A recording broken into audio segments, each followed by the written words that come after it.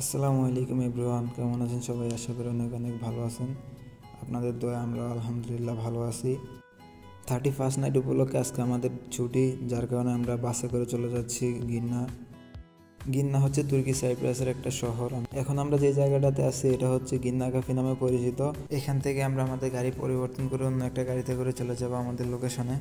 আর আজকের এই ভিডিওতে আমি আপনাদেরকে দেখাবো আমরা 31st নাইট কীভাবে উদযাপন করেছি, কোথায় কোথায় ঘুরতে গেছি, সকল বিষয়ে। সবাই দেখতে থাকেন আমাদের ভিডিওটা, লাইক সাবস্ক্রাইব করে আমাদের পাশেই থাকবেন।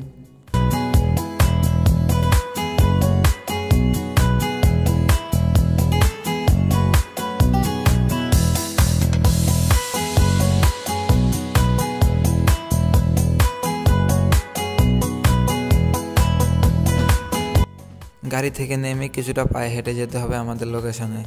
কনকনে শীতের মধ্যে আমরা হেঁটে চলে যাচ্ছি। এখানকার পরিবেশটা এত সুন্দর যে বলে বোঝানোর মতো না।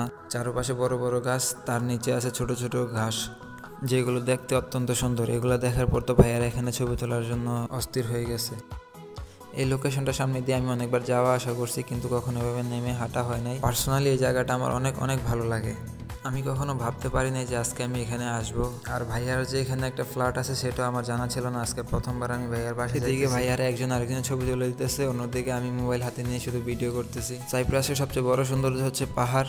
ভাইয়ার বাসা থেকে সেটা অনেক কাছে, রুম থেকে দেখা যায় পাহাড়গুলো।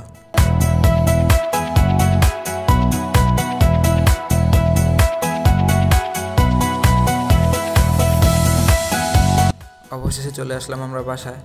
আর বাসায় আসা না মাত্রই ভাইয়া বিড়ালটাকে কোলে নিয়ে খুব আদর করতেছে। অনেকদিন পরে বিড়ালের সাথে দেখা, আর বিড়ালটা অনেক আনন্দের সাথে ভাইয়ার সাথে দুষ্টুমি করতেছে। বাসায় এসে সবাই সবার মতো ব্যস্ত। কেউ পায়ের মোজা জুতা খুলতেছে, কেউ আবার দাঁড়িয়ে দাঁড়িয়ে পকেট থেকে টাকা বের করে টাকা গুনতেছে, আমাদেরকে দেখাইতেছে।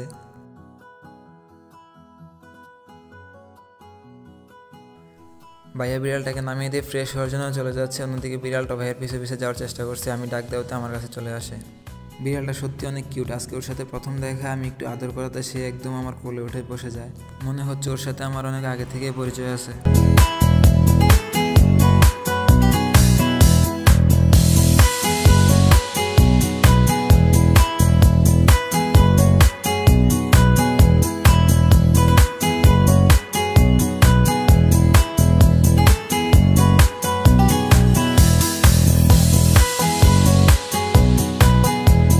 কিছুক্ষণ পর আমি বারান্দায় যাই। বারান্দায় গিয়ে দেখি বিড়ালটা এদিক ওদিক করতেছে। অন্যদিকে তাকিয়ে দেখি ওর পার্টনার দূরে বসে আছে। আমাদেরকে দেখে সামনে আসে সাহস পাইতেছে না।